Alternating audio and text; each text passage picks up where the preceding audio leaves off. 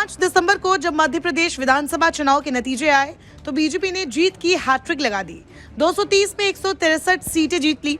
सबको लगा कि अब मुख्यमंत्री तो शिवराज सिंह चौहान ही बनेंगे, लेकिन 5 दिसंबर को आए इस बयान ने तो सियासत में हालात जज्बात सब बदल दिए।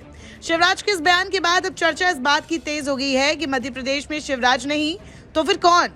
शिवराज के इस बयान से 36 घंटे पहले ही मुख्यमंत्री पद की रेस में शामिल दूसरे दावेदार भी दिल्ली में डटे हुए हैं। उधर शिवराज के इस बयान से 36 घंटे पहले ही मुख्यमंत्री पद की रेस में शामिल दूसरे दावेदार भी दिल्ली में डट गए हैं। केंद्रीय मंत्री ज्योतिरादित्य सिंधिया, प्रहलाद पटेल, नरेंद्र तोमर और कैलाश विजयवर्गीय दिल्ली में है। वे केंद्रीय गृह मंत्री अमित शाह और पार्टी अध्यक्ष जेपी नड्डा से मुलाकात कर चुके हैं। हालांकि इसमें से कोई भी नेता मुख्यमंत्री पद की दावेदारी को लेकर कुछ भी कहने से बच रहा है।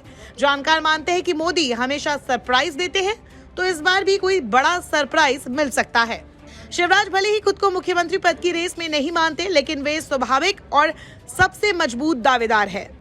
17 सालों से मुख्यमंत्री है। चुनाव में मिली जीत में लाडली बहना को गेम चेंजर माना जा रहा है।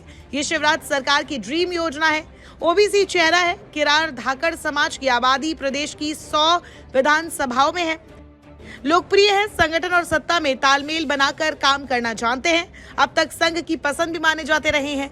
सबसे महत्वपूर्ण फैक्टर 5 महीने बाद होने वाले लोकसभा चुनाव है। इसके बाद बारी आती है प्रहलाद पटेल की। मध्य प्रदेश में शिवराज के बाद ओबीसी का दूसरा बड़ा चेहरा उसी लोधी समाज से आते हैं, जिस समाज से पूर्व मुख्यमंत्री उमा भारती हैं। प्रदेश में लोधी समुदाय की आबादी 12% है। पटेल सिवनी, बालाघाट और दमोह अलग अलग सीट से लोकसभा चुनाव जीत चुके हैं। कुशल संगठक माने जाते हैं। मोदी कैबिनेट में होने की वजह से मोदी के करीबी है।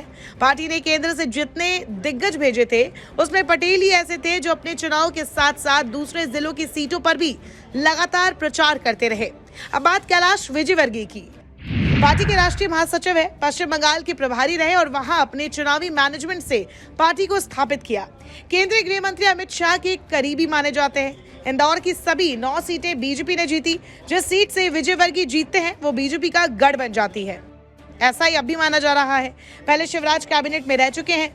मालवा निमाड़ में गहरी पकड़ है।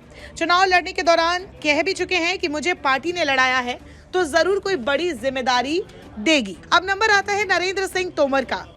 मध्य प्रदेश में बीजेपी के चुनाव अभियान समिति के प्रमुख रहे हैं। मोदी कैबिनेट का पुराना चेहरा है, इसीलिए मोदी से नजदीकी है। प्रदेश अध्यक्ष रह चुके हैं तो संगठन में मजबूत पकड़ है। शिवराज के भरोसेमंद माने जाते हैं। अगर शिवराज से उनकी बजाय कोई और नाम पूछा गया तो उनकी पहली पसंद निश्चित तौर पर तोमर हो सकते हैं। अगला नाम है सिंधिया। विधानसभा चुनाव में बीजेपी के लिए सबसे कमजोर माने जाने वाले ग्वालियर चंबल में इस बार फिर सिंधिया की धमक सुनाई दी है।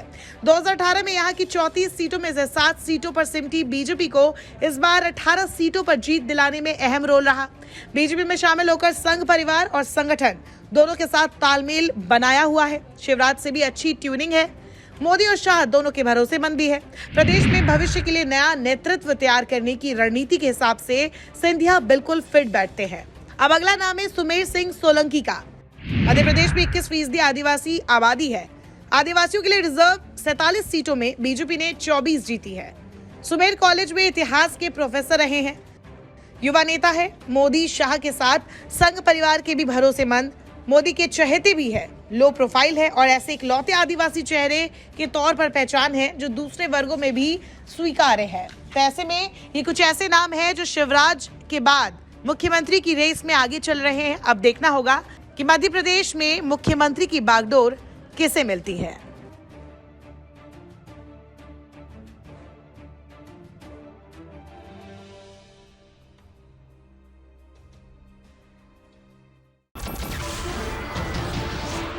नमस्कार, मैं हूं मानक गुप्ता। अगर आपको हमारा ये वीडियो पसंद आया हो तो इसे लाइक और शेयर जरूर करें और हाँ, हमें सब्सक्राइब और फॉलो करना ना भूलें ताकि आप देश और दुनिया की कोई खबर मिस ना करें। तो जुड़े रहिए हमारे साथ और देखते रहिए न्यूज़ 24।